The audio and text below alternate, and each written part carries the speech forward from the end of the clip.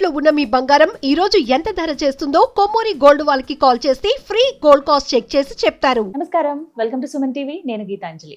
ప్రస్తుతం మనతో పాటు ప్రముఖ జ్యోతిష్య పండితులు, శ్రీచక్ర పీఠం వ్యవస్థాపకులు, సుమన్ టీవీ ప్రేక్షకులందరికీ ఎంతో సుపరిచితులైన బ్రహ్మశ్రీ ప్రదీప్ జోషి గురువు గారు ఉన్నారు.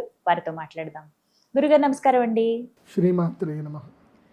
ఏమనుకోవాలంటే ఒక ప్రశ్న, 2026 మన సంవత్సరాది కాదు ఖచ్చితంగా, కానీ చాలా మందిగా కోరుకుంటుంది ఇయర్ ఎండింగ్ అయిపోయింది, 2026 ఎలా ఉంటుందో. ఇలా అనుకోవడానికి కూడా కారణం ఏంటంటే 2025 చూసాం కాబట్టి ఇంకా ఎలా ఉండబోతోందో అనే ఒక భయం అనేది వెంటాడుతూ ఉంది. అసలు ఎలా చూడాలి 2026? మీరేం చెప్తారు? ముందుగా మీ మాటలు వినాలని అనుకున్నాను నేను. ఎందుకంటే ఎన్ని ప్రెడిక్షన్స్ ప్రతిదీ నిజం అవుతూ వచ్చాయి. కొన్ని జాగ్రత్తలు తీసుకున్న వాళ్ళు ఉన్నారు, అందులో మేము ఉన్నాము. కొంతమంది తీసుకోలేక ఇబ్బంది పడిన వాళ్ళు ఉన్నారు. ఇలా ఎన్నో మాకు ముందుగానే సూచిస్తూ ఉంటారు మీ అనుభవంతో. మరి 2026ని ఎలా చూడాలంటారు? ఏం జరగబోతుంది, ఎలా ఉండబోతోంది అంటే? శ్రీ గురుభ్యో నమః. శ్రీమాత్రే నమః. సందర్శనం వితనుతే పితృదేవనృణాం మాసాబ్దవాసరదళైరథవోర్ధ్వగం యత్ సవ్యం క్వచిదుపైత్యపసవ్యమేకం జ్యోతిఃపరం దిశతు వత్స్వమితాం శ్రియం నః. అచింత్యావ్యక్తరూపాయ నిర్గుణాయ గుణాత్మనే సమస్త జగదాధారమూర్తయే బ్రహ్మణే నమః. శ్రీమాత్రే. 2026 బాగా గుర్తుపెట్టుకోండి. 2026వ సంవత్సరము, నేను లాస్ట్ టైం కూడా చెప్పాను, ఈ విశ్వావసనామ సంవత్సరం 2025 జడ్జిమెంట్ ఇయర్ అని చెప్పాను. జడ్జిమెంట్ ఇయర్ అయిపోయింది. అందుకే 2025లో పెద్ద యుద్ధాలు జరిగాయి, పేలుళ్ళు జరిగాయి, దుర్మార్గులు చాలామంది చనిపోయారు. తర్వాత ఎంతో జలప్రళయాలు జరిగాయి, యాక్సిడెంట్లు అయ్యాయి, అన్నీ అయ్యాయి. ఓకే, సో కొన్ని మంచి కూడా జరిగాయి. 2026వ సంవత్సరము ఇది న్యూ జనరేషన్ ఇన్నోవేటివ్ ఇయర్. కంప్లీట్గా new generation and innovative year అవుతుంది 2026. ఇకపై చాదస్తాలు మానుతేనే, చాదస్తాలు మానాలి, ప్లస్ అప్గ్రేడ్ అవ్వాలి. కాలానికి అనుగుణంగా మనిషి మారాలి. కాలానికి అనుగుణంగా మనిషి మారాలి, ఆలోచన విధానం మారాలి, తీరుతెన్నులు మారాలి. మారుతేనే వాళ్ళకి లైఫ్ ఉంటుంది, మారని వాళ్లకు లైఫ్ ఉండదు. మార్పుకి సిద్ధం అవ్వండి. It's time for the infinity. Infinity అంటే ఇంకా అద్భుతాలు జరిగే సమయం ఇది. కొత్త కొత్త ఆవిష్కరణలు మొదలయ్యే సమయం 2026. బాగా గుర్తుపెట్టుకో. ఇందులో ప్రప్రథమంగా మీ అందరికీ చెప్పేది ఏంటంటే ఫినాన్స్, డబ్బు. ఎందుకోసం అంటే ధనం మూలం ఇదం జగత్. డబ్బే అందరికీ చాలా కీలకము. డబ్బే శాసిస్తుంది, మనీ శాసిస్తుంది ఈ సంవత్సరంలో. ప్రతి జీవితంలోనూ అందరిలోనూ మనీ శాసిస్తుంది. కానీ ఇప్పుడు డబ్బు యొక్క రూపము, తీరుతెన్నెలు మారుతుంటాయి. అది బాగా గుర్తుపెట్టుకోండి. ఇది నేను చెప్తే ఆశ్చర్యపోతారేమో, కానీ ఫ్యూచర్ జరిగేది ఇదే. డబ్బు తీరుతెన్ను మారబోతుంది. ఇకపై ఈ 2028 నుంచి కరెన్సీస్ చలామణిలోకి పెద్దగా ఉండవు. అంటే జనరల్ పబ్లిక్లో కనబడడానికి ఉంటుంది. అంటే ఇప్పుడు గుర్తుపెట్టుకోండి, కరెన్సీ చలామణి చేసేవాళ్ళు కామన్ మ్యాన్లు మాత్రమే. ఎవరైతే కరెన్సీని చలానలో పట్టుకోరో, అసలు పట్టించుకోరో, వాళ్ళు రిచ్ పర్సన్స్ అవుతారు. అర్థమవుతుందా? ఈ కరెన్సీకి ఎవరైతే ఎక్కువగా వాల్యూ చేసి ఈ కరెన్సీని ఎక్కువగా ట్రాన్సాక్షన్కి దాచిపెట్టుకుంటారో వాళ్ళు కామన్ మ్యాన్ కింద మిగిలిపోతారు. ఈ కరెన్సీని కన్వర్షన్ చేసుకొని ఎవరైతే బంగారం రూపంలో ఉంచుకుంటారో వాళ్ళే శ్రీమంతులు అవుతారు. గుర్తుపెట్టుకోండి. భవిష్యత్తులో రియల్ ఎస్టేట్లో కానీ, పెద్ద పెద్ద దాంట్లో కానీ, ఇకపై ఇన్కమ్ ట్యాక్స్ వాళ్ళు కానీ, ఈడీ వాళ్ళు కూడా ఎంత కష్టపడ్డా పట్టుకోలేరు. ఇంకా దుర్మార్గుల్ని పట్టుకోలేరు. ఎందుకోసమంటే రాహుగ్రహము శతభిష నక్షత్రం లోపలికి ఎంటర్ అయ్యాడు. నెక్స్ట్ ఇయర్ని రూల్ చేసేది ఇద్దరు. ఫస్ట్ హాఫ్ మొత్తం రాహు రూల్ చేస్తాడు, సెకండ్ హాఫ్ గురువు రూల్ చేస్తాడు. ఇది బాగా రాసి పెట్టుకోండి. చాలా ఫ్రీగా చెప్తున్నాను, నేను ఏది ఫ్రీగా చెప్పను. ఏదో మా గీతాంజలి గారు అడిగారు కాబట్టి మీ అందరికి కూడా ఫ్రీగా చెప్తున్నాను. ఇంకా గురుగారు ఇది మాత్రం ఎందుకోసం అంటే బంగారం గురించి కూడా నేను చెప్పా. దీపావళి వరకు బంగారం 1,25,000 అవుతుందని చెప్పాను, అయ్యింది. చూస్తూనే ఉన్నాం. ఇప్పుడు కూడా నేను చెప్పేది ఏంటంటే జనవరి నుంచి జూలై వరకు, జనవరి అంటే మోస్ట్లీ డిసెంబర్ 24వ తారీఖు నుంచి అనుకోండి, కాదు నవంబర్ 24వ తారీఖు, నవంబర్ 24వ తారీఖు నుంచి ఆల్మోస్ట్ జూలై వరకు రాహు శతభిష నక్షత్రంలో ఉంటాడు, కుంభరాశి లోపలికి ప్రవేశించాడు. కాబట్టి డిజిటల్ కరెన్సీ బాగా పెరిగిపోతుంది. అందరి దగ్గర డిజిటల్ కరెన్సీ ఉంటుంది. ఏముంటుంది? డిజిటల్ కరెన్సీ ఉంటుంది. ఇప్పుడు ఉదాహరణకి మీరు ఒక పంట పండిస్తున్నారు, మీ దగ్గర ఒక వ్యాపారం ఉంది, నా దగ్గర ఒక వ్యాపారం ఉంది. మన ఇద్దరి మధ్యన ఒక ట్రాన్సాక్షన్ జరగాలి. ఏ ట్రాన్సాక్షన్ జరిగినా గవర్నమెంట్ తెలిసిపోతుంది, ట్యాక్స్లు అవుతాయి.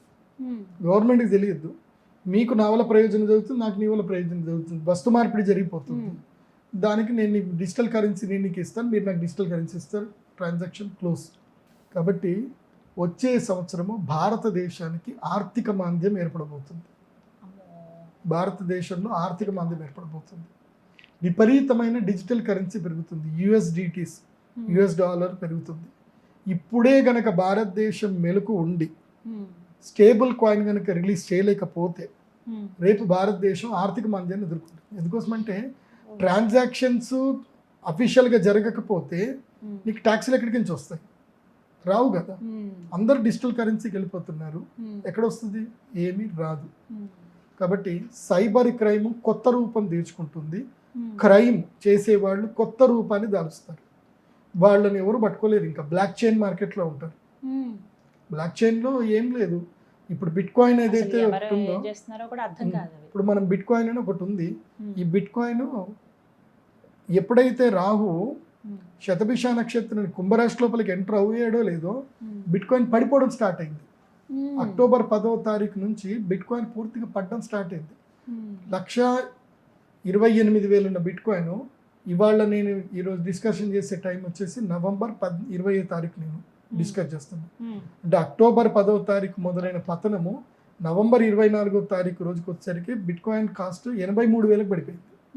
లోయెస్ట్ ప్రైస్ 83,000 డాలర్లకు పడిపోయింది. అంటే ఇక్కడ ఏమైంది? రాహు వచ్చేసాడు. రాహు వచ్చేసరికి ఏంది? మాయా ప్రపంచాన్ని ఏలడానికి వచ్చేసాడు. సో మాయా ప్రపంచం లోపల ఎంత ఇది జరుగుతుందో అంత కరెన్సీ వైలేషన్స్ పెరుగుతాయి, పెరిగి క్రైమ్ పెరుగుతుంది. డిజిటల్ క్రైమ్ పెరుగుతుంది, హ్యాకింగ్లు ఎక్కువగా పెరుగుతారు, క్రైమ్ యొక్క తీరుతెన్నులు మారుతాయి. ఇప్పుడు పోలీసులు కనుక ఈ విషయంలో అప్గ్రేడ్ అవ్వకపోయినా, ఈడీ వాళ్ళు అప్గ్రేడ్ అవ్వకపోయినా అంతే, అది అవుతుంది.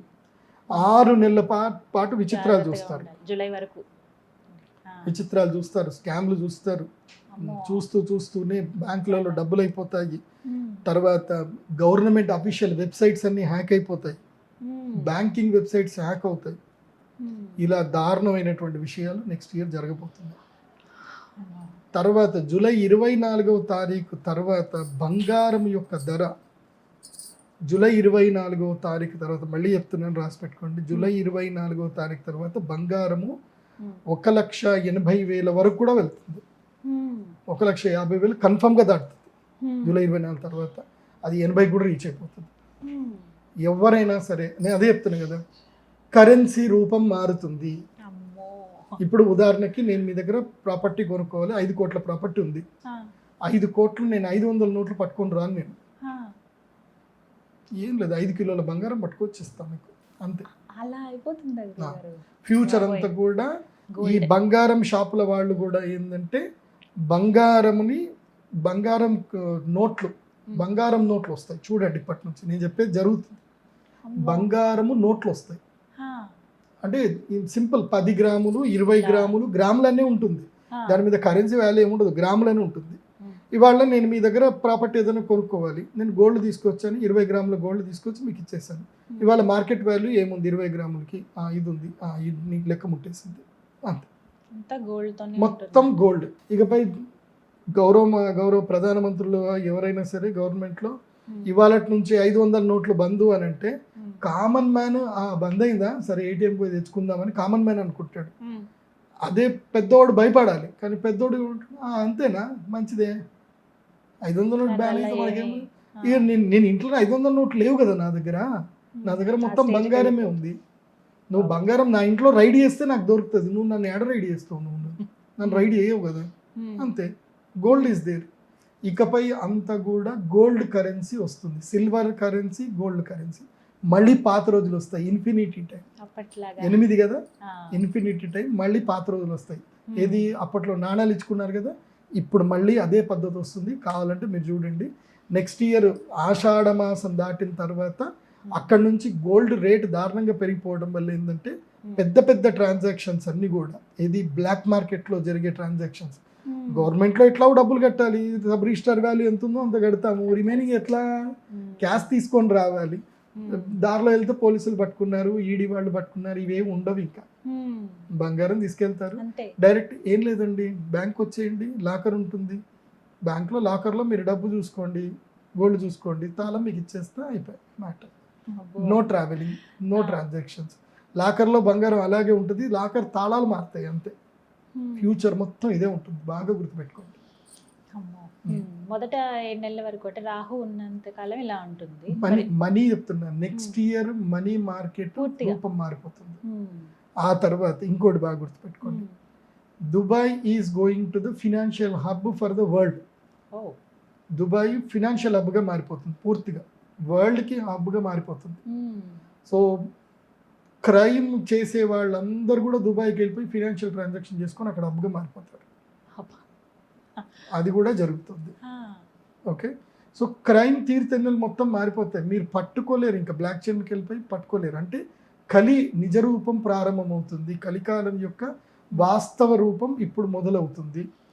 కలి పుట్టడం అయిపోయింది, అరవడం అయిపోయింది, ఇప్పుడు నడవడం స్టార్ట్ చేస్తాడు, ఇక్కడ నుంచి నడవడం స్టార్ట్ చేస్తాడు. సో అందుకే అందరూ కూడా అప్గ్రేడ్ అయిపోండి, అందరు అప్గ్రేడ్ అయిపోయి ఏముంటది, బంగారం దీంట్లో పెట్టుకోండి అంతే, కొనుక్కోమంటారా మొత్తం బంగారం. ఎంత ఖరీదు పెరిగిపోయి ఎంత క్యాష్ ఉన్నా క్యాష్ని బంగారం చేసి పెట్టుకోండి అంతే. గవర్నమెంట్కి ట్యాక్స్ కట్టినా పర్వాలేదు, ట్యాక్స్ కట్ అయినా సరే, జిఎస్టీ కట్ అయినా సరే బంగారం పెట్టుకోండి. ఎందుకోసం అంటే ఇన్ ఫ్యూచర్ బంగారమే శాసిస్తుంది. బంగారం ఒంటి మీద వేసుకోవద్దు. బంగారం 100 గ్రాములది ఒకటి బంగారంది ఇది తయారు చేసుకోండి, నోట్లాగా తయారు చేసుకోండి. దాని మీద గవర్నమెంట్ది హాల్ మార్కు అవన్నీ కూడా ఉంటాయి, దాన్ని సీల్ చేసి పెట్టండి. ఇంకా అదంతే. ఫ్యూచర్ అంతా కూడా ఎక్కడ ఉంటారు తెలుసు, అందరూ హాల్ మార్క్ దగ్గరనే నిల్చు. ఇప్పుడు హాల్ మార్క్ షాప్లో పెద్దగా రష్ ఉండదు, మీరు నెక్స్ట్ ఇయర్ చూడండి హాల్ మార్క్ షాప్ దగ్గర రష్లు ఉంటాయి చూడండి. మొత్తం గోల్డ్ మయమే, అంతా గోల్డ్ మయం. గోల్డ్ సిల్వర్లో ఇంకా నోట్లు పని చేయవు. డిజిటల్ కరెన్సీ గోల్డ్ సిల్వర్, ఇది బాగా గుర్తుపెట్టుకోండి. నెక్స్ట్ ఆ తర్వాత వచ్చే రూపం ఏంటంటే వైద్యం. వైద్య శాస్త్రములో మార్పులు వస్తాయి, అద్భుతమైన మార్పులు వస్తాయి, మంచి మార్పులు వస్తాయి, మంచి మార్పులు వస్తాయి.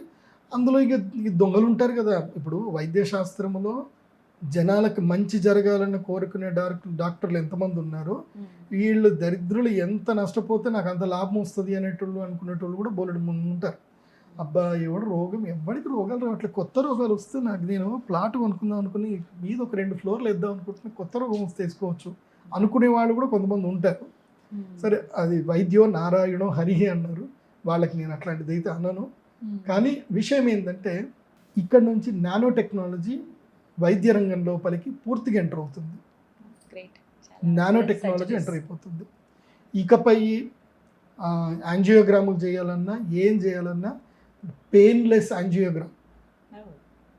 యాంజియోగ్రామ్లు అవుతాయి, పెయిన్లెస్ స్టిచెస్ అవుతాయి. సో లోపల ఇప్పుడు కొలనోస్కోపీ అని ఏం జరిగినా సరే చిన్న చిన్న రోబోలు వస్తాయి, ఇక్కడ నుంచి చిన్న రోబోలు వస్తాయి. సో ఫ్యూచర్లో అది రాబోతుంది. సో ఎందుకోసమంటే రాహువు ఎప్పుడైతే వస్తాడో ప్రపంచంలో మాయాశక్తులు బాగా పెరుగుతాయి. మాయాశక్తులు పెరిగి వైద్య రంగంలో నానో రోబోట్స్ వస్తాయి, దానివల్ల చాలా అద్భుతాలు జరుగుతాయి. ఇక్కడ నుంచి ఫ్యూచర్ అంతా కూడా ఏఐ అండ్ రోబోట్స్ ఇక్కడ నుంచి ఏలడం స్టార్ట్ అవుతుంది. ఇంకో 10 ఏళ్లలో మొత్తం మారిపోతుంది కంప్లీట్గా, బా. థియరీస్ అని మారిపోతాయి. ఇది అయిపోయిందా? నెక్స్ట్ రెవల్యూషన్ ఉంది. ఎందుకోసం అంటే ఆ, I'm not a normal astrologer, నేను I'm upgrading we know astrologer. that, yes. ఎందుకోసం అంటే నేనే ఆ కంపెనీకి 850 కోట్ల కంపెనీకి నేనే పోయి పూజ చేయించి వచ్చిన. ఆ కంపెనీకి I'm also one of the partner in that company. ఇక్కడనే మన హైదరాబాద్లోనే స్టార్ట్ చేస్తున్నాను. అగ్రికల్చర్ ఇండస్ట్రీలో ఫ్యూచర్ రెవల్యూషన్ వస్తుంది. Agriculture industry future robo revolution వస్తుంది. అగ్రికల్చర్లో ఎలా అంటారండి, ఎలా చూడొచ్చు? ఇప్పుడు ఏం లేదండి, ఒక 100 ఎకరాలు ఉందనుకోండి, 100 ఎకరాలకి మీరు ఏం చేయాల్సిన అవసరం లేదు. ఒక 10 రోబోలు ఉంటాయి, 10 రోబోలు, 4 డ్రోన్ కెమెరాలు ఉంటాయి. ఓకే, నీ పొలానికి మొత్తం అవే చేస్తాయి, ఫెన్సింగ్ మొత్తం అవే చేస్తాయి, రోబోలే పని చేస్తాయి. లేబర్ రోబోస్ రాబోతున్నాయి. But Okay. చాలా మందికి సో మీరు పొలానికి మొత్తం చేసేసి కామ్గా మీరు పంట వేయాలి అని చెప్పి మీరు కంప్యూటర్లో ఆర్డర్ ఇస్తే అక్కడ ఉండే ధాన్యాలు తీసుకెళ్తాయి, ఆ మిషన్ పోతుంది, మొత్తం పొలం దున్నుతుంది, అవే ధాన్యాలు ఇస్తాయి, అదే స్విచ్ నొక్కుంటుంది, వాటర్ ఆన్ అవుతాయి, క్రాప్ అదే పెరుగుతుంది.